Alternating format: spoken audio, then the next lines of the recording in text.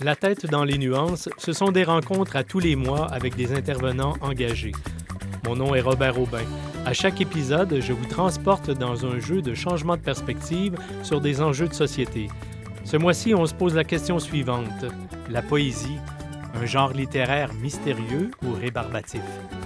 Plongeons ensemble, tête première dans les nuances. Bienvenue à ce deuxième épisode de la saison 3 de La tête dans les nuances. Mon nom est Robert Aubin. J'ai le plaisir de vous accueillir à cette nouvelle table ronde qui, je l'espère, une fois de plus, saura vous plaire. À Trois-Rivières, tout comme en Mauricie, à chaque automne, on célèbre bien sûr les couleurs, mais on célèbre aussi le retour de la poésie, entre autres parce que le Festival international de la poésie marque cette année sa 38e édition. Et qui dit Festival international dit également donc la célébration d'une forme d'art commune à l'ensemble du genre humain, peu importe la langue et la culture. Gaston Bellemare ne disait-il pas à juste titre, la poésie est une discussion de cœur à cœur. Mais devant l'universalité de la poésie, comment comprendre que ce genre littéraire soit si mal connu, si peu enseigné et si souvent critiqué?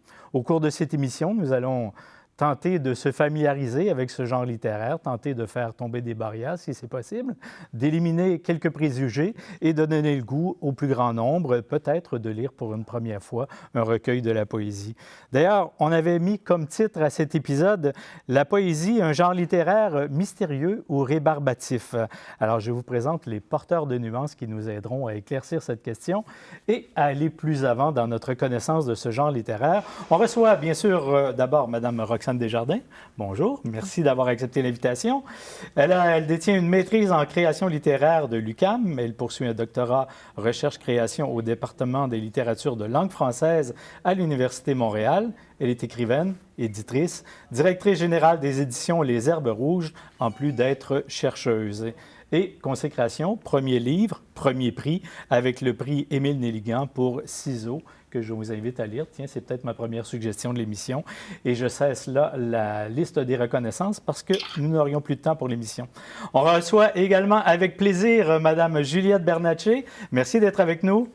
Merci de l'invitation. Elle est détentrice d'une maîtrise en études littéraires de l'Université Laval, travailleuse culturelle et autrice de La Relève, membre fondatrice et co-directrice de Contour, également impliquée chez Rhizome Productions et en pleine écriture de son premier recueil de poésie sur lequel on aura l'occasion de revenir. Merci d'être avec nous. Et finalement, pour compléter ce panel tout féminin, je vous présente Mme Élisabeth Leblanc-Michaud. Elle est bachelière en études françaises de l'UQTR, journaliste culturelle, formatrice en rédaction non sexiste. On aura l'occasion de se reparler aussi de ça lors du tête-à-tête. Elle est co-coordonnatrice du Off Festival de la poésie de Trois-Rivières et malheureusement, elle était fondatrice d'un club de lecture féministe qui malheureusement a fermé ses portes. On reparlera de ça aussi et ça m'apparaît une grande perte pour Trois-Rivières. Et elle est présentement gestionnaire de communauté chez Culture Mauricie. Bienvenue à vous toutes. Merci d'avoir accepté l'invitation. Et plongeons tout de suite dans le vif du sujet. Je commence avec vous, Mme Desjardins. Vous avez vu la question, la poésie, genre littéraire mystérieux ou rébarbatif. Il ne m'est pas venu en tête que l'une d'entre vous puisse choisir rébarbatif comme réponse. Alors, je vais élargir la question un peu pour lancer notre discussion et vous demander, est-ce qu'on pourrait dire que la poésie est à la littérature ce que la musique classique est à la musique, c'est-à-dire un genre qui parfois effraie les néophytes parce qu'on a l'impression qu'il faut posséder des codes pour pouvoir apprécier le genre? C'est probablement une comparaison assez juste, même si, compte de l'ironie, je fais partie des gens qui ne connaissent pas très bien la musique classique. Je pense qu'on peut dire en effet que la poésie apparaît comme un genre littéraire qui est très codé. Je pense que c'est en partie lié au fait qu'à l'école, on apprend de l'histoire de la poésie beaucoup les règles qui ont présidé à ce qu'était la poésie jusqu'au 20e siècle. Depuis le 20e siècle, la poésie a beaucoup évolué. Et ça peut aussi créer l'impression qu'en ouvrant un livre de poésie contemporaine, ne retrouvant pas ces règles qu'on a apprises à l'école, là, je parle de l'école secondaire, là, moi j'ai appris le sonnet en secondaire 3, je suis probablement pas la seule. Puis l'image qu'on a en tête immédiatement, c'est la formule en vers, là, qui n'est plus un prérequis absolu Les vers aujourd'hui. qui riment au pied compté, au nombre de syllabes comptées, les structures de strophes avec les répétitions de rimes, tout ça n'est plus nécessaire, n'est plus considéré comme la norme en poésie contemporaine.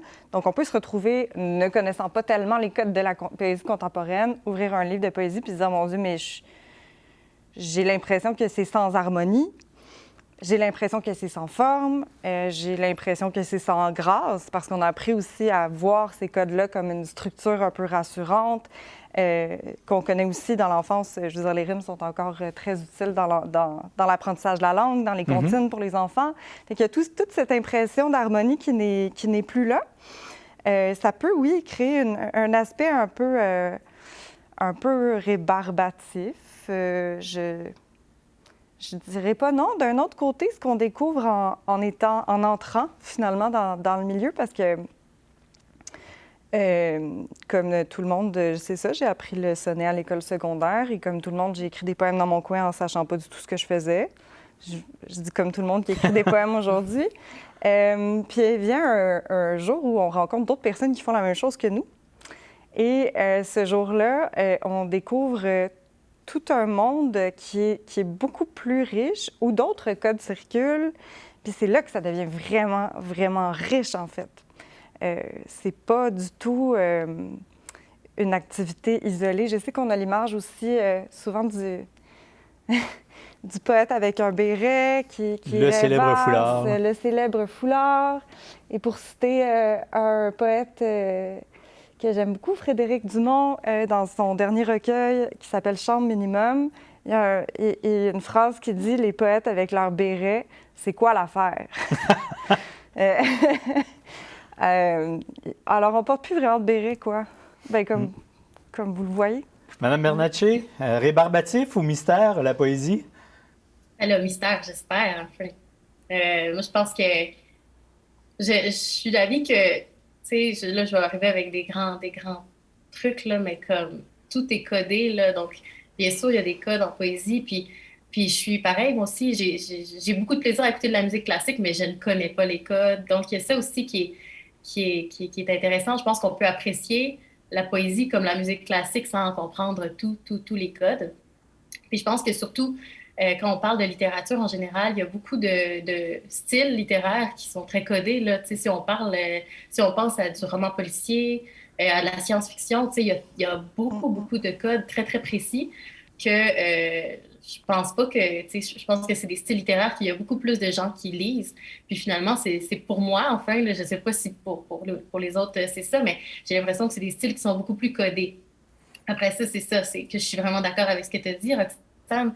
C'est déroutant quand tu apprends quelque chose, puis après ça, il faut que tu le déconstruises. Il faut que tu déconstruises tu déconstruis la complexité, tu déconstruis les spécificités que tu as appris à l'école, que tu as appris par le passé. Donc, c'est comme, je trouve que c'est d'un point de vue, oui, ça fait peur, mais je pense que c'est vraiment intéressant quand tu t'y mets, puis que tu sens que tu as quelque chose à découvrir là-dedans.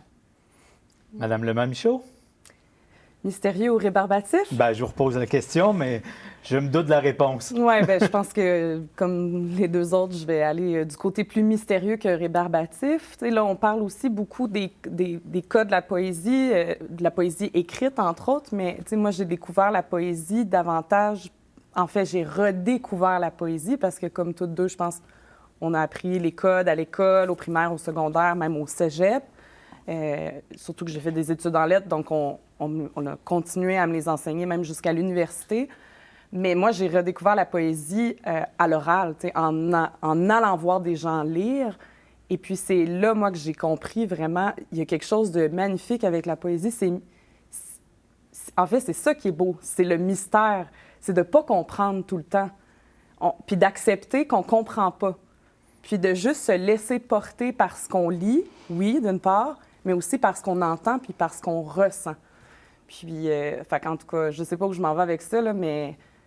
Vous amenez une nuance importante, me semble-t-il, parce que Dans l'exemple que je donnais, la comparaison avec la musique classique, il m'en est venu une autre en tête en vous écoutant, c'est celui de la peinture. Il y a aussi plein de codes en peinture. Oui. Mais lorsqu'on va voir une exposition, on n'a pas l'impression qu'il nous faut connaître les codes. On est ému ou on ne l'est pas face à un tableau. Et quand on a la poésie à l'oral, j'ai l'impression qu'on a le même sentiment. L'émotion naît ou elle ne naît pas. Mais lorsqu'on est face à la poésie à l'écrit, là, il y a un effort. Il faut passer par la lecture. Et puis, on a peut-être une déformation de compréhension. Là. Quand on lit un texte, il faut le comprendre au lieu de le sentir. Est-ce que c'est possible de lire de la poésie sans comprendre? Ma question est un peu floue, mais quand même, on voit... Oui, je ne sais pas s'il y a un de vous qui veut répondre, mais sinon, je vais me lancer. Allez-y. Mais oui, en fait, il faut accepter, comme je disais tout à l'heure, de ne pas comprendre, puis de juste se laisser porter par le texte. Puis c'est d'autant plus beau. Tu sais, puis ça dépend tellement aussi du moment dans sa vie où on lit un texte. On peut lire à un certain moment dans notre vie, puis pas du tout être touché, et le relire à un autre moment complètement, puis être complètement chamboulé par un texte qui auparavant nous a laissé complètement indifférentes. Puis là, je ne sais pas où je m'en vais avec ça, parce que je suis juste transportée parce que c'est tellement beau, justement, qu'on se laisse cette liberté-là de se laisser transporter, puis d'accepter qu'on ne peut pas tout décoder, même si on voudrait, même si on nous a appris, en fait, parce qu'à l'école, c'est ça qu'on nous apprend aussi en poésie, à lire les poèmes, à les décoder, entre autres avec les figures de style, là, on est talonné par ça tellement longtemps à l'école. Donc, c'est ça. Mais bon, je sais toujours pas où je m'en vais avec ça. Ça, c'est l'histoire de ma vie. Là. Je suis transportée par... Mais ça, on le sent bien. Oui. Et vous initiez, vous mettez la table parce que on voit bien que tout est faire de sensations. Mais est-ce qu'on peut donc aborder l'écriture, lire un poème? Moi, quand je lis un ouvrage scientifique ou peu importe, là...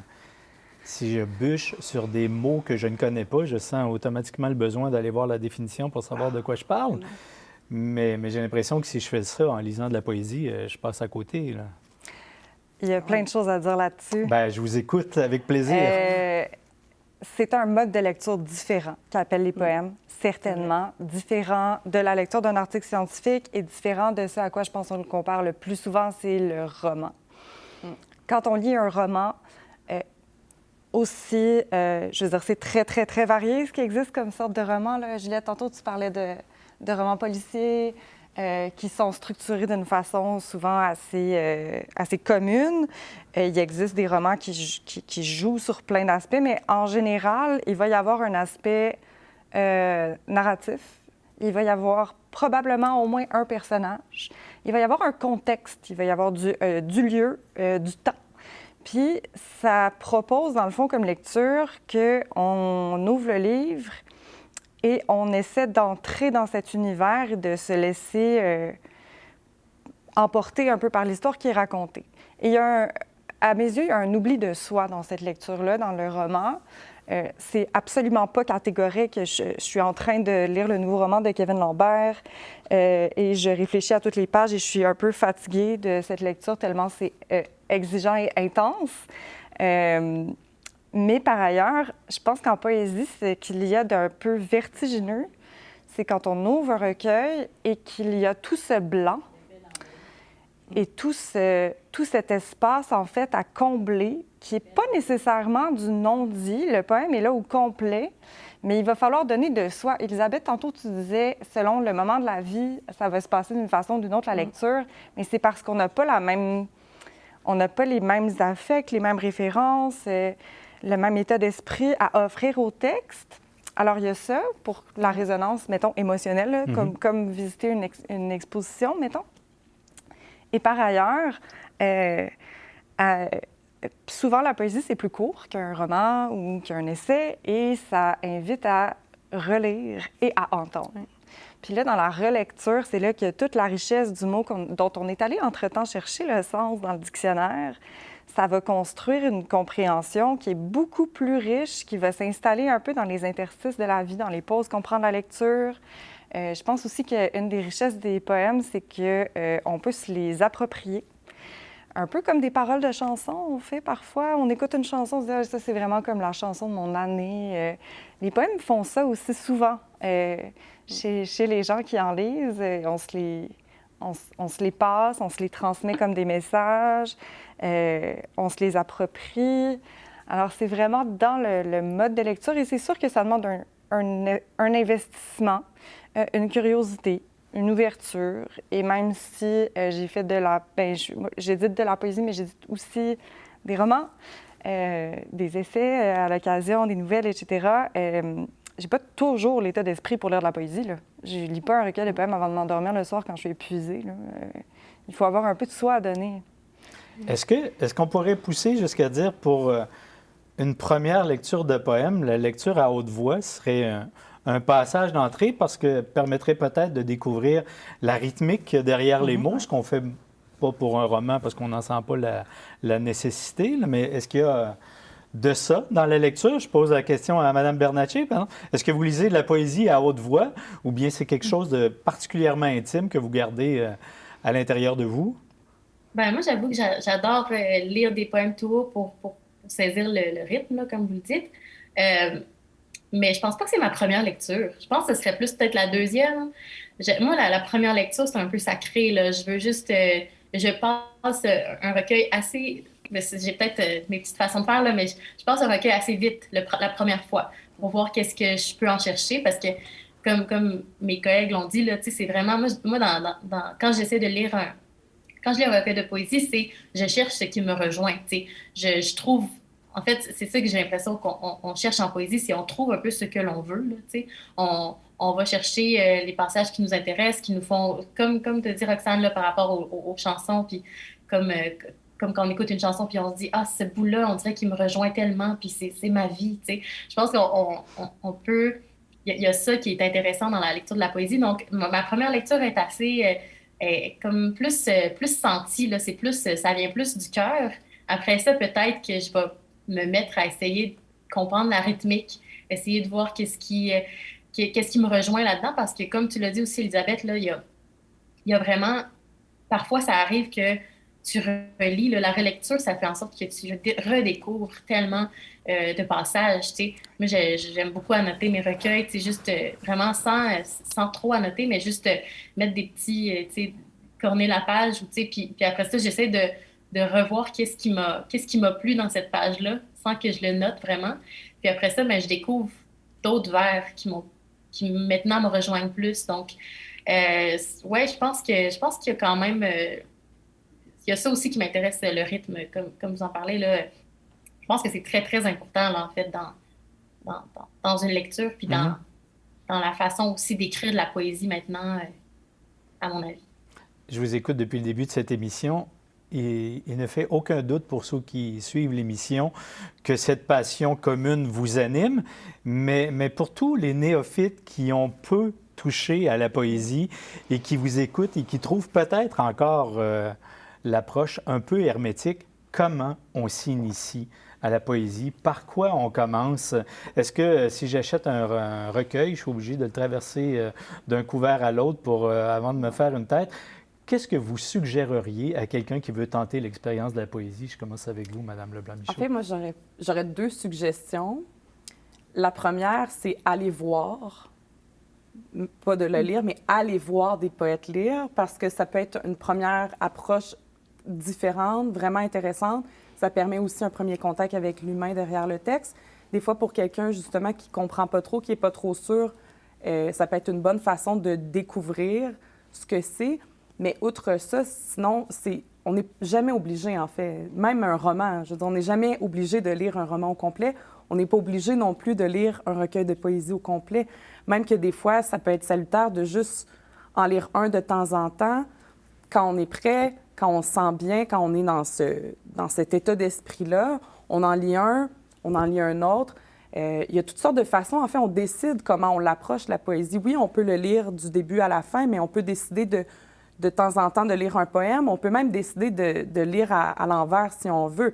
Évidemment, là, pour l'éditrice, c'est peut-être dirait peut-être autre chose. Évidemment, je veux dire, quand on édite un recueil de poésie, il y a une réflexion. Tu sais, dans quel ordre les poèmes sont placés et tout ça. Mais en tant que lecteur, on peut faire un peu ce qu'on veut.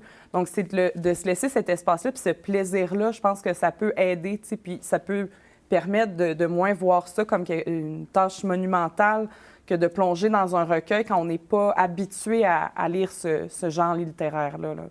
Je retiens que vous proposez d'aller entendre des poètes. Oui. Et vous disiez entendre un poète lire son poème. Il y a eu tout un courant où c'était des comédiens qui lisaient les poèmes. Est-ce que l'émotion est différente? J'imagine qu'avec le même poème, on ne doit pas nécessairement ressentir la même chose si c'est le poète qui nous livre son poème que si c'est un comédien ou une comédienne qui se l'est approprié. Oui, évidemment. Bien, ça rejoint aussi l'idée quand on lit un poème aussi, chaque personne fait sa propre lecture. Donc, encore là aussi, si on a un poème, je le lis pour moi-même, évidemment, il peut avoir même un clash entre moi, comment je le lis, ce que je lis, et quand j'entends que ce soit le poète ou la poète qui l'a écrit, si je l'entends le lire, ou si c'est quelqu'un d'autre qui lit aussi. Mais il y a quelque chose d'intéressant là-dedans aussi. Là, tu sais, j'ai été à un événement de poésie il n'y a pas si longtemps, puis justement, il y avait à la fois des gens qui lisaient leurs propres textes et des gens qui lisaient des textes de d'autres. Puis je trouve ça toujours... Il y a quelque chose de fascinant, je trouve aussi, de voir d'autres lire. Là, je vais parler au plan personnel, mais lire son texte. Bref, encore là, on fait une lecture qui est différente. Fait que c'est sûr que moi, personnellement, j'aime entendre les gens lire leurs propres œuvres parce que ça vient me chercher plus profondément. Mais après ça, je peux comprendre aussi, il y a des poètes aussi qui n'aiment pas lire en public, donc qui préfèrent faire lire leur texte par quelqu'un d'autre. Puis c'est tout aussi valide parce qu'autrement, peut-être que j'aurais pas accès à cette œuvre-là autrement que sur papier si c'était pas d'un comédien ou d'une comédienne, par exemple, qui rendait ce texte-là. Puis encore là, tu sais, là, je suis beaucoup dans l'oralité, tu sais, dans le passage à l'oral du poème, mais c'est tout aussi valide qu'un poème ne vive que sous forme papier. Tu sais, les deux cohabitent, finalement. Merci. Madame Bernatchez, vous nous proposez quoi pour ceux qui souhaiteraient s'initier à la poésie? Bien, je pense que je suis vraiment d'accord avec Elisabeth. Je pense que il n'y a rien de mieux que d'aller voir et d'entendre et de se laisser porter par ces paroles-là, puis de s'immiscer dans les univers des auteurs, des autrices. Fait que je pense que c'est vraiment une bonne première approche. Ça peut être ça aussi un peu épeurant. Tu sais, je pense que je suis d'accord que ça m'a pris du temps avant d'aller dans une soirée de poésie, tu sais, parce que je me demandais si j'étais à ma place. Mais je pense qu'on est de plus en plus dans des safe spaces, puis qu'on sent plus qu'on a notre place malgré tout. Puis je pense que c'est assez... au Québec, là, je pense qu'il y a quand même beaucoup d'endroits qui sont très sécuritaires et qu'on se sent bien quand on y va. On se sent pas qu'on est dans une petite secte, là. Je pense c'est de plus en plus ouvert, puis c'est vraiment le fun pour ça. Moi, si je parle pour moi, là, j'ai vraiment été initiée par la poésie contemporaine, par la musique québécoise. Fait que, tu sais, des auteurs, autrices, tu sais, compositeurs, autrices, interprètes, là, comme, tu sais, avec Podcast, Claude Pelgag, tu sais, je pense qu'il y a quand même J'ai été initiée par ces textes-là tu sais, que ces auteurs, autrices-là qui utilisaient les mots pour passer des images, des émotions, mais en musique, tu sais. Fait que je pense est-ce que vous êtes arrivé, la question est de toute curiosité, est-ce que vous êtes arrivé, par exemple, avec un texte de Claude Pelgag, à oublier la musique pour focusser uniquement sur le texte? Ben moi, je pense que oui. Je pense que ces auteurs, autrices-là pourraient faire des recueils de leur musique, je pense, de leurs textes, là. Je pense que c'est des poètes, là, tu sais, d'après moi, c'est des poètes, ces gens-là. Donc, tu sais, c'est ça aussi, c'est que je pense que pour eux, il y a la musique, oui, il y a le complet, la chanson, mais il y a aussi le texte qui est important. Puis ça, c'est très, très précieux, je trouve, d'avoir ces interprètes-là qui sont quand même dédiés à la poésie aussi, tu sais. Puis je pense que si on leur demandait, ils répondraient que oui, ils sont très intéressés par ça, puis c'est quelque chose qui les anime, tu sais. Je pense pas que... Ouais. Donc... je vais poser la question oui. à l'éditrice. Est-ce qu'on édite des paroles de chansons? Est-ce que ça a la même valeur poétique qu'un poème écrit pour être un poème? Je vais faire un petit détour pour répondre à cette question. C'est permis. Je vous écoute parler et moi, même si j'ai beaucoup aimé et aime encore à l'occasion faire des lectures publiques de mes propres poèmes, je suis beaucoup plus une lectrice de silence. Et pour parler de cette question, honnêtement, j'ai pas de réponse absolue. Est-ce qu'on peut faire un livre avec des paroles de chansons ou pas? Est-ce que c'est des poèmes ou pas? Par contre, j'ai une anecdote qui recoupe exactement les enjeux dont on vient de parler parce que tout récemment, aux Herbes Rouges, on a publié un recueil de poésie de l'auteur-compositeur-interprète Daniel Bélanger. J'ai le livre avec moi ici d'ailleurs. Et Daniel Bélanger est connu pour ses textes depuis une bonne trentaine d'années. On l'a amplement traité de poète. Et Daniel dit de lui-même qu'il est un parolier. Et je pense que c'est en faisant ce livre, en travaillant poids lourd avec nous aux Herbes Rouges, qu'il a décidé d'investir sérieusement la poésie comme forme, séparément de la musique. Il disait dans une entrevue qu'il a donnée autour de la parution du livre que en musique, lorsqu'il fait une chanson, ses paroles sont mariées à la musique et qu'en poésie, il y a une liberté totale. C'est-à-dire qu'il ne se laissera pas guider par le rythme de sa chanson, il ne se laissera pas guider non plus par les sonorités nécessairement, ce qui, évidemment, ne veut pas dire qu'il n'y a pas de rythme. Il y a toujours du rythme. Dans tout ce qui est écrit, il y a du rythme, mais ça va peut-être être moins scandé, ça va peut-être aussi être un rythme plus intérieur, je pense. Fait que pour compléter, en fait, vos propositions à toutes les deux, j'ai envie de dire personne au monde n'aime toute la poésie. J'étais, quant à moi, une lectrice extrêmement déçue quand j'ai commencé à chercher des recueils de poèmes. J'allais les chercher à la bibliothèque, en librairie de livres usagés, et je feuilletais une infinité de livres qui ne m'intéressaient pas, en fait. Puis s'il avait fallu qu'on m'oblige à les lire au complet, j'aurais été très malheureuse. Puis d'ailleurs, à cette époque-là, où j'écrivais des poèmes, là, au début de l'université, j'ai étudié en littérature, puis là, il y avait quelqu'un qui m'interpellait parfois, comme un compagnon de classe. « Hey, Roxane, toi, t'aimes ça, la poésie? » Puis à chaque fois, j'étais comme « Ah! Pas vraiment! » Puis finalement, ce qui m'a sauvée, c'est de tomber presque par hasard sur des livres que j'ai vraiment aimés. Puis à partir de là, de fil en aiguille, en fait, j'ai pu faire mon parcours. Mais les bibliothèques sont d'excellents alliés et les libraires sont des bons alliés aussi pour nous guider vers des livres qui vont nous plaire. La porte d'entrée, ça peut être une lecture publique, un spectacle.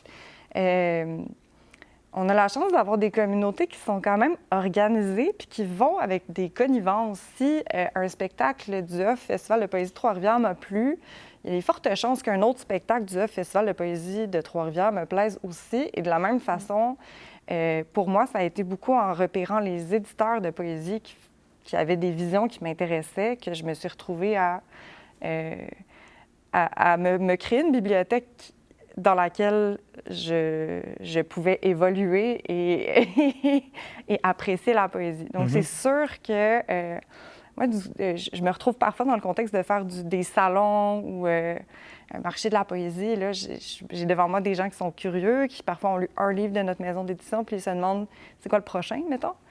Je recommande pas les mêmes livres à tout le monde selon ce qu'ils ont envie de lire. Tantôt, j'ai dit qu'en roman, c'était très narratif, puis c'est qu'en poésie, en fait, il n'y a pas de règle. On n'est pas obligé d'écrire au jeu.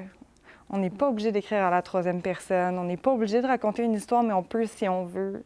On n'est pas obligé de défendre une idée de A à Z. On peut changer de rôle. Puis ça peut être très étourdissant, tout ça. Après, avec quelques pistes, quelques thèmes, j'ai aimé tel livre, on peut rapidement faire des suggestions et enrichir l'expérience des personnes qui ainsi s'aventureront de plus en plus en terrain de plus en plus connu, quoi. Bien, j'ose une question parce que depuis le début de ce segment, on a beaucoup parlé de l'oralité, de l'idée de rencontrer la poésie par la lecture. On a parlé de ceux qui se pensent ou non poètes, qui le sont peut-être devenus maintenant. Et je vois le livre là, juste à côté, que vous avez publié. Je me demandais si je pouvais oser la question de vous demander de nous lire un extrait. Ce serait peut-être aussi la façon idéale pour ceux qui suivent cette émission de dire, ben voilà, peut-être que j'ai un premier contact avec la poésie et je vais ressentir l'effet que ça me donne, si vous acceptez de le faire, bien sûr. Je vais le faire et ce ne sera pas la voix de Daniel Bélanger. Je suis désolée. Mais tous ceux qui vont acheter le livre n'auront pas la voix de Daniel Bélanger. C'est bien vrai et je pense que c'est un livre qui est très précieux à lire justement dans le silence parce qu'en plus, la voix de Daniel Bélanger, nombre d'entre nous, on la connaît. C'est même un peu installé à l'intérieur de nous à force qu'on la côtoie. Là, il y a comme, oui, un silence. Alors, pardonnez ma voix.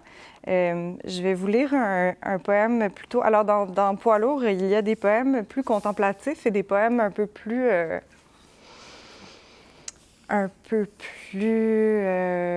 lucides, je dirais. C'est un balancement dans ce livre-là entre la conscience de soi et de son effet sur le monde et ce qu'on peut appeler plutôt la pleine conscience et la présence au monde. Alors, il y a l'image du porc qui va à l'abattoir, en fait, qui scande toute la progression du livre. Mais je vais vous lire un poème, donc, plutôt contemplatif. La lune éclaire notre chambre. J'écoute ton corps inerte respirer. Ton ventre est une mer calme. Tu es loin et toute proche. Pas un bruit, sinon la rumeur de la cité et du vieux chien qui ronfle à nos pieds. Je cède et me moule à toi, tel un papier-film.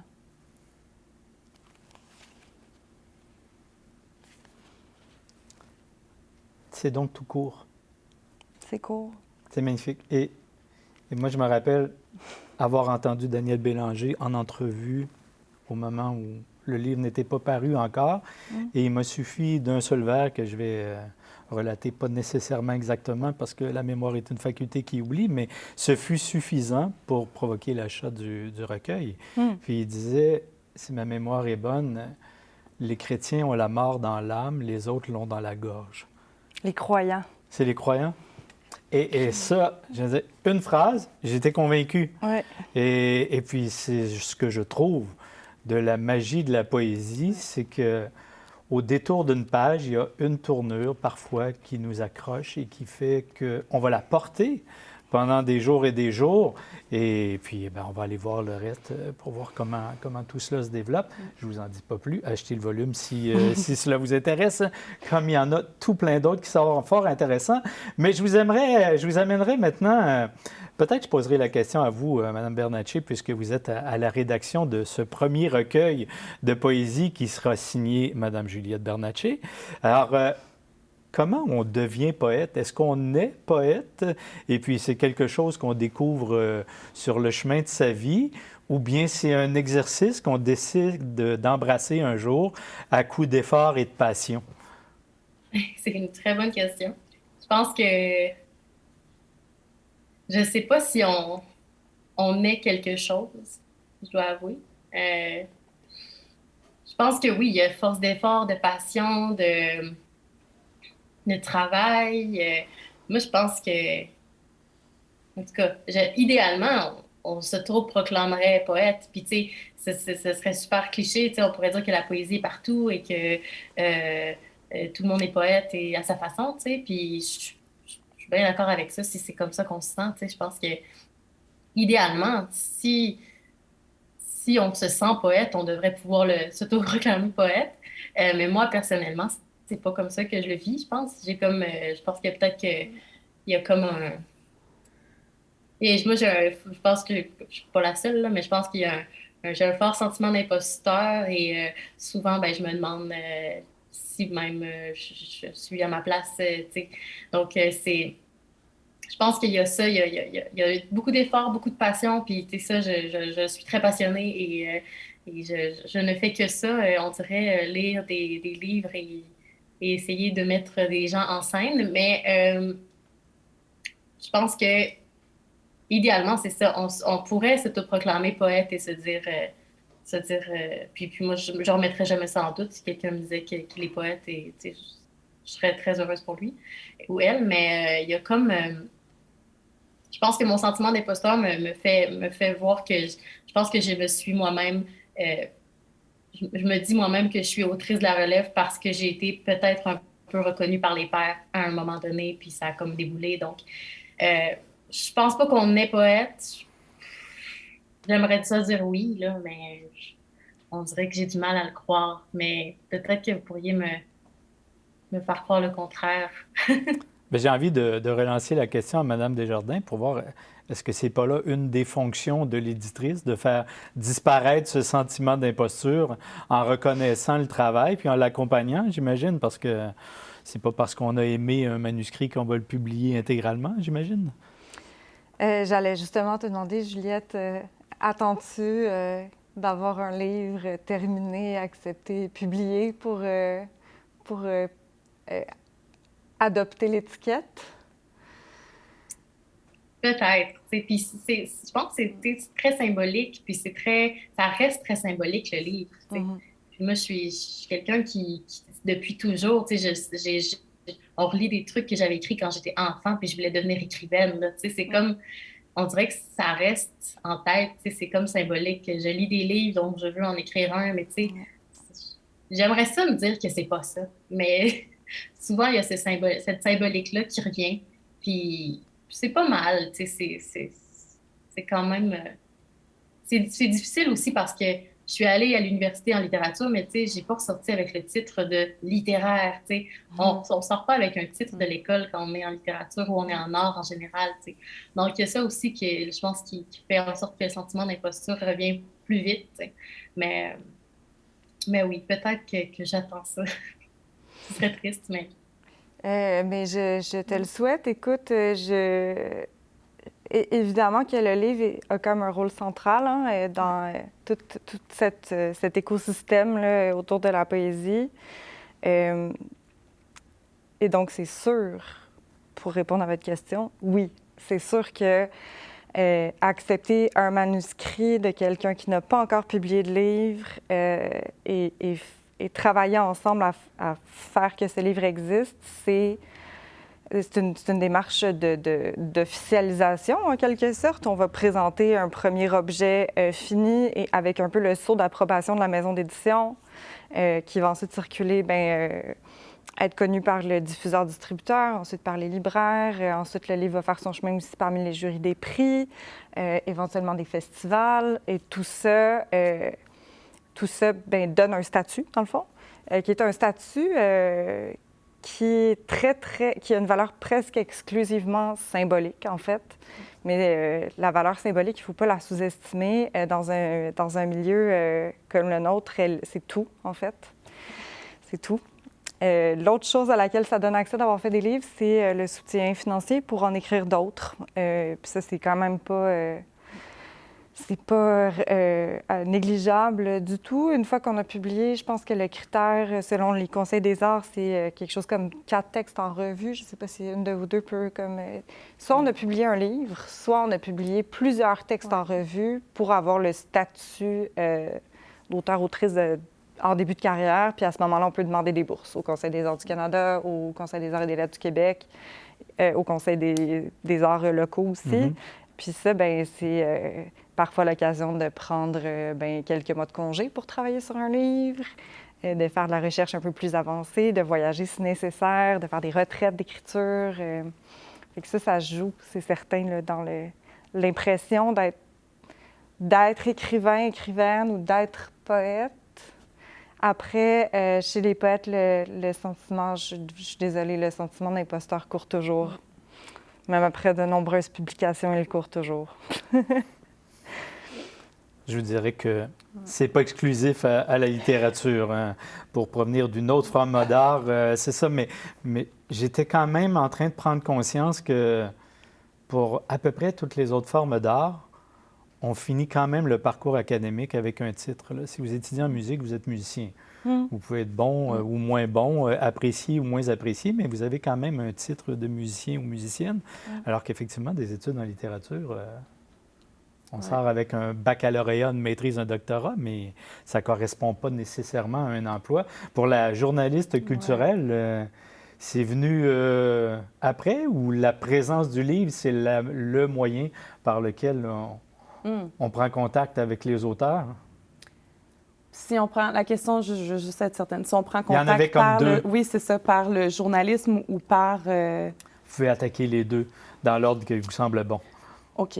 Bien, tu sais, moi, c'est sûr, mon amour de la littérature est venu avant le journalisme. Là. Les deux, à un certain moment, se sont chevauchés. Puis, mais en fait, OK, comment je vais prendre ça?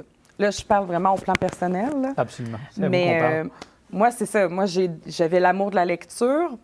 Il y a quand même une distinction, j'ai envie de faire entre aimer lire puis aimer la littérature. À un certain moment, au secondaire, j'ai découvert des œuvres qui m'ont amené à aller plus loin, à plus seulement aimer la lecture, mais à découvrir la littérature.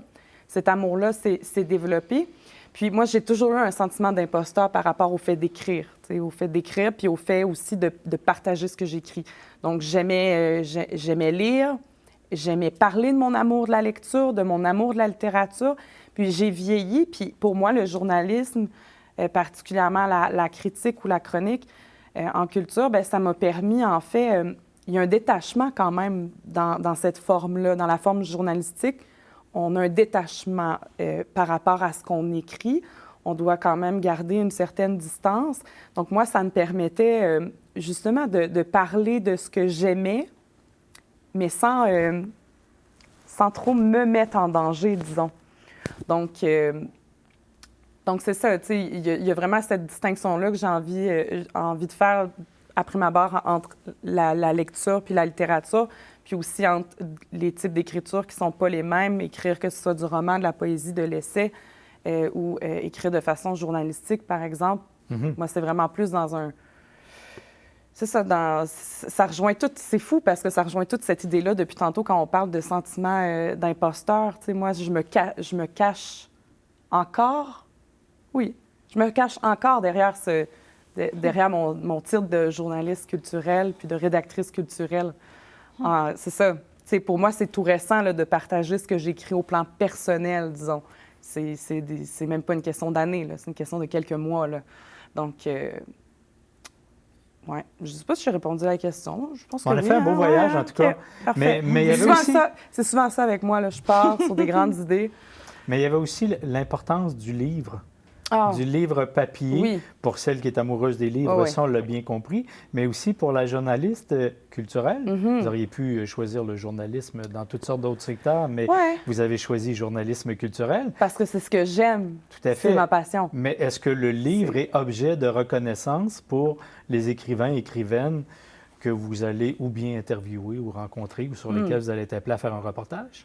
Bien, c'est sûr que, tu sais, moi, j'ai fait beaucoup d'animations, entre autres, là, en Salon du livre notamment, puis, tu sais, dans le cadre aussi, du club de lecture, entre autres. C'est sûr que le livre, si je suis amenée, veux pas, à interviewer ces personnes-là, à partager avec elles des discussions, évidemment, tout part du livre, tout part de l'objet qui a été publié, qui m'amène à discuter avec ces personnes-là. Fait que, c'est sûr que sans le livre, sans la consécration, disons, du milieu, sans ça, peut-être que je ne serais pas amenée nécessairement à interviewer ces personnes-là.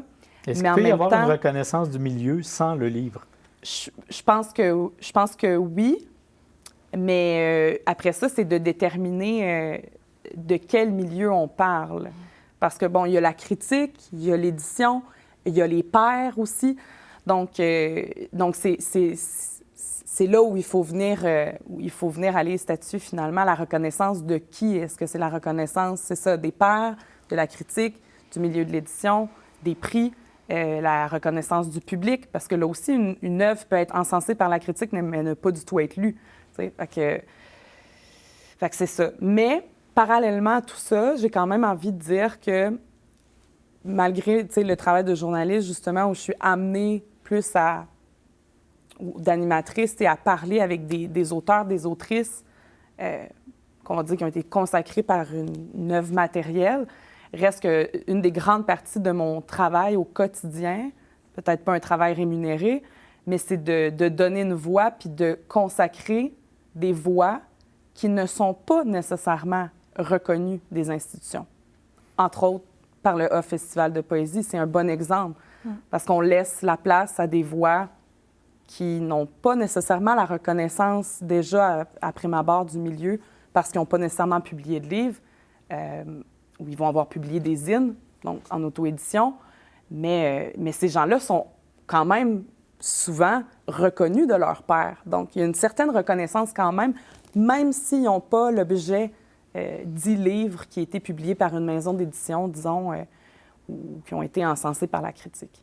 J'ai eu comme une impression de deux classes là, reconnues par leur père qui n'avaient pas été éditées, mais pas reconnues par les pairs officiels. Est-ce que c'est bien ce que vous avez pris? Oui. Et comment on passe de l'un à l'autre? C'est possible? Je pense que c'est possible, mais je doute être la meilleure personne pour répondre. Mais je pense que c'est possible. En même temps, ça dépend aussi de qu'est-ce qu'on veut. Il y a des gens qui ne veulent pas nécessairement passer de l'un à l'autre. Puis il y a des gens qui vont travailler toute leur vie pour y arriver, qui n'y arriveront jamais. Et il y a des gens qui... Non, c'est pas vrai. J'allais dire, il y a des gens qui travailleront pas fort puis qui vont y arriver. C'est pas vrai. Ben peut-être. Il doit y avoir dans ce domaine, comme dans tous les autres, des naturels ça, là, pour qui c'est... Il y a des gens, peut-être, des fois, une question de contact aussi. Il ne faut pas se mentir, des gens... Mais je pense pas que... En général, disons, quand on est publié, je pense qu'il y a un travail qui a été fait un gros travail qui a été fait, en fait, pour se rendre là. Je veux vraiment pas dire autre chose que ça, là. Mais où est-ce que là, tout ça, ça m'a perdu. On se demandait comment passer d'une classe à l'autre, si tant est qu'il y avait deux classes. Là. Mais je ne veux pas les mettre sous forme de classe parce que ça hiérarchise les choses. Mais il y a deux mondes. À l'évidence, il y a deux mondes. Puis c'est fluide aussi. Il y a des gens qui vont passer d'un à l'autre, puis qui, à certains moments dans leur vie, vont revenir. Vous avez le goût d'ajouter? Oui, j'allais dire peut-être pas classe. Certainement que la notion, mettons, de communauté peut nous aider à comprendre comment ça marche. C'est plus juste, merci. Je ne sais pas si, pour sortir de l'abstraction un peu, je sais qu'il y a des gens, il y a plein de personnes qui évoluent dans les milieux plus underground pour qui la communauté, ses pairs dont Elisabeth parlait, c'est le cœur de leur expérience. Et en fait, c'est vraiment riche à être reçu par la communauté. Alors, moi, j'ai publié mon premier livre très jeune, là, à 23 ans. Et cela dit, l'année d'avant, j'avais participé à mon premier show du Off Festival de poésie Trois-Rivières par des gens que je connaissais. J'ai été invitée par les gens qui animaient le site Poème Salle, qui organisait une soirée au Maudit. C'était en 2013, il y a une éternité déjà. Puis j'étais vraiment terrorisée d'aller là, sérieusement. Il y avait comme des vrais poètes, là, quand même, qui fréquentaient le Festival de poésie Trois-Rivières.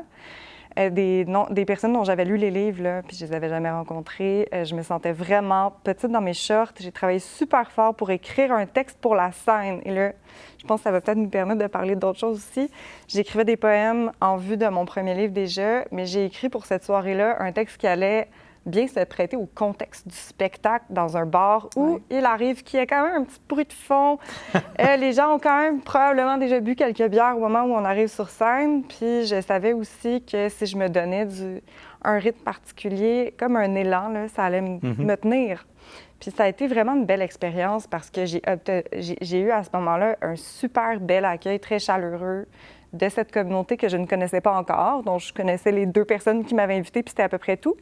Puis ça m'a donné vraiment un élan qui m'a mené, en fait, qui m'a donné beaucoup de confiance pour avancer mon travail sur mon manuscrit qui a finalement été publié chez Les Herbes Rouges l'année suivante. Puis ce passage-là, pour moi, c'est passé très vite, mais je pense que on voit beaucoup des parcours de personnes qui vont,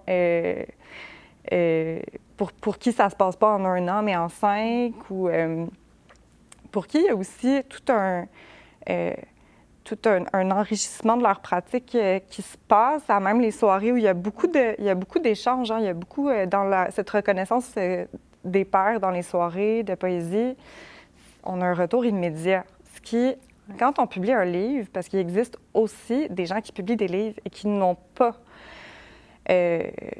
envie d'aller lire, sont pas à l'aise, c'est quand même des drôles d'oiseaux, les poètes en général. Je ne sais pas si vous êtes d'accord avec moi, mais il y a beaucoup de personnes hyper timides qui n'iraient jamais lire leur poème dans un bar, mais jamais. Puis ces personnes-là peuvent se retrouver à avoir aucun retour sur leur texte, ou à peu près aucun. Fait que c'est connexe. Ça voyage beaucoup, là, ce geste que tu as fait, je le reconnais. Mais je ne sais pas ce que vous pensez de tout ça. Est-ce qu'on écrit les mêmes textes pour la scène et pour les livres? Pas nécessairement, non? Est-ce qu'on élargit le genre? Quand j'écris du slam, est-ce que je fais de la poésie? Ah, ça, c'est encore une autre question. Bien, elle est lancée, si quelqu'un veut y répondre. Madame Bernatchez, vous avez peut-être une idée? Ben, je pense que tu dis vrai, là. Tu sais, je pense que c'est des styles d'écriture aussi, tu sais. C'est le fun. Moi, je trouve ça intéressant tu sais, de lire mes textes tu sais, en même temps que je les écris pour essayer de voir, tu sais, pour essayer de me guider. Je pense pas que, tu sais, j'écris pas pour la scène, je pense. Tu sais, je peux pas dire que j'écris pour la scène parce que je suis une de ces personnes-là ça prend tout mon petit change, là, aller lire un texte. Là, je me fais inviter, je suis comme, OK, ça va être dans 2 mois. Tu sais, je suis comme, en tout cas, j'ai cette timidité-là. Puis je pense que, ouais, je pense que je le fais en tant qu'exercice, je trouve ça intéressant de le lire tout. Je pense que c'est important qu'il y ait du rythme, même si tu lis un texte en silence, c'est le fun moi, en tout cas, quand je lis, j'ai une voix dans ma tête, là, je sais pas si peut-être que c'est un peu schizophrénique ce que je dis, mais je lis, puis tu sais, je sens le rythme, même si je le lis en silence, il y a quand même un rythme, puis j'essaie de le mettre dans mon texte, même si je sais que j'écris pas pour la scène, tu sais. Donc, je sais pas si...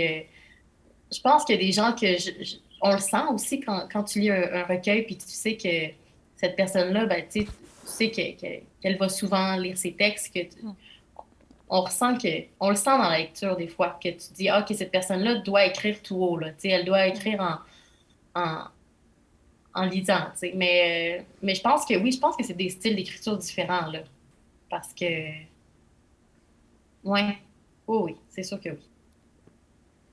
C'est quand même assez stupéfiant depuis le début de cette rencontre comment les réponses ne sont pas à trancher au couteau, jamais. Ce qui laisse quand même, ce qui nous laisse un peu dans la réflexion, un peu dans la recherche aussi. Alors, je pense qu'il y a une part de recherche dans notre appropriation de la poésie à tous et chacun. Il y a, j'ose pas dire un effort à faire, mais il y a un pas à marquer. La poésie ne viendra pas nécessairement vers nous si on ne va pas vers elle. J'ai cette impression-là. Peut-être que je me trompe. Ce qui me fait peut-être vous poser cette dernière question en tour de table, parce que le temps passe très vite. C'est le prix à payer en agréable compagnie. Qu'est-ce qu'on fait pour assurer une plus grande diffusion? Qu'est-ce qu'on devrait faire pour assurer une plus grande diffusion à ce genre littéraire qui est la poésie et qui est encore trop méconnu? Qui veut se lancer? Vous avez droit à 10 secondes de réflexion et après, on y va. Oui. Qui on? On, je parle du public en général. Okay. Moi, j'ai l'impression que, je vais me citer un exemple, là. Moi, j'aurais pas eu accès à la poésie n'eût été des différents festivals à Trois-Rivières qui m'ont incité à l'en écouter, à n'y rien comprendre, à sortir parfois avec une impression de oui, peut-être, parfois avec un coup de cœur. Après, commencer à en lire et éventuellement à commencer à écrire dialogue entre moi et ma poubelle. Mais ça... Alors, qu'est-ce qu'on fait pour mais je pense qu'il rendre ce... Il n'y a pas de réponse facile, puis il y Un a souhait plusieurs serait le choses qu'on peut faire. Mais ouais, peut-être plus un souhait. Moi, j'aurais peut-être envie de souhaiter qu'on en voit davantage, peut-être. Tu sais, je veux dire, je suis curieuse de savoir, est-ce qu'on en parle à la télévision d'État, disons, là? Tu sais, qu'il y ait plus de place à la poésie qui est fait sur des plateformes larges qui rejoignent des publics qui, justement, à prime abord, iront peut-être pas vers ce genre-là. C'est sûr, il y a aussi des initiatives, tu sais, comme qui nous amènent à la rencontre au quotidien de la poésie. Je pense, entre autres, tu sais, à Trois-Rivières, on a les bancs au Parc Champlain, tu sais, avec des poèmes, on a des plaques sur des édifices. Ça, c'est des idées concrètes, tu sais, qui amènent les gens à avoir de la poésie au quotidien. Mais c'est ça, je pense que je souhaiterais que plus largement, il y ait plus de place faite sur les talk shows, entre autres, tu sais. Moi, j'aimerais ça, là, voir un poète ou une poète, à Tout le monde en parle, le dimanche, là, venir présenter son livre. Là. C'est ça, je pense que ça serait vraiment mon souhait là, le plus cher. Là. J'espère que Guy nous écoute. Eh bien, en tout cas, on lui enverra l'enregistrement. Madame Demers? Excusez-moi, mais je pense que moi, mon souhait, ça serait du temps, en fait, parce que j'y pense au talk show en tant que maison d'édition. On envoie parfois nos auteurs et autrices à l'émission qui parle de livres de Radio-Canada à la radio. C'était autrefois Plus on est de fous, plus on lit. Qui est disparu. Qui a été remplacée par une autre émission dont le nom m'échappe en ce moment. Mais c'est un monde et ça va vite. Et la poésie, c'est... difficilement résumable. Je veux dire, on ferait le même exercice en parlant de musique, de bande dessinée. Il y a tellement de choses. Là, on en parle, c'est très général. C'est nuancé, c'est complexe. C'est d'une richesse difficile à exprimer. Je pense que c'est aussi la force des poètes, c'est d'arriver à travailler avec la langue sous un autre angle, en étant conscient que les mots ne sont pas une chose transparente et totale, que quand je dis pomme, vous visionnez pas la même chose dans votre tête que moi. Puis ce travail demande une lenteur. Qu'on ne s'accorde malheureusement pas assez souvent. C'est ça. Alors, ce serait mon souhait. Je le retiens bien. Madame Bernatchez, je vous donne le mot de la fin. Votre souhait? Oui, c'est beaucoup de pression. Sans aucune pression. Votre Sans souhait. aucune pression. Bien, je pense que oui, c'est...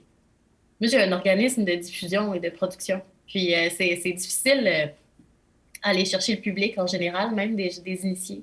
Donc, c'est ça aussi. C'est une question extrêmement difficile, mais en même temps, j'ai l'impression que si ça arrivait, puis du jour au lendemain, il y avait des gens qui se mettaient là, à lire de la poésie frénétiquement, on ne comprendrait pas vraiment pourquoi. Je pense que des fois, c'est des phases, c'est On le sent aussi en ce moment, tu sais, chez les plus jeunes, je pense qu'il y a quand même... Je parle plus jeune, puis tu sais, je suis pas âgée, là, mais comme depuis que je suis arrivée dans le milieu, je sens qu'il y a quand même un boost aussi sur... que les gens sont plus intéressés, où il y a quand même une communauté de très jeunes qui elle est extrêmement active. En tout cas, moi, je le vois avec Contour, là, il y a vraiment les gens qui viennent à nos événements, c'est des gens qu'on connaît pas forcément, puis c'est vraiment... ça, je trouve ça vraiment intéressant, c'est de voir des nouveaux publics arriver. Puis on comprend pas vraiment pourquoi, mais on est très heureuse de les accueillir. Mais je pense que c'est ça, c'est qu'il n'y a pas de façon concrète. Ben, il y a des façons très concrètes en mettant des plaques. Et moi, j'adore venir à Trois-Rivières pour aller lire des plaques. Il y a un espoir, en tout cas. Oui. C'est le mot sur lequel on va se laisser. Je vous remercie infiniment d'avoir participé à cette émission. C'était un plaisir de vous recevoir. Je remercie également notre recherchiste, Christina Moffett-Fortin, qui a réussi à réunir un panel vraiment très extraordinaire. Je vous remercie, vous, d'avoir suivi cette émission. Je remercie la Gazette de la Mauricie, qui produit l'émission en collaboration avec la station Nous TV. Je vous rappelle que notre saison est toute jeune et que si vous avez le goût de nous écrire pour nous faire part de vos commentaires ou nous suggérer des sujets que vous souhaiteriez voir abordés, vous êtes les bienvenus. Vous écrivez à info@gazettemauricie.com et ce sera un honneur que de vous lire. Merci et à la prochaine.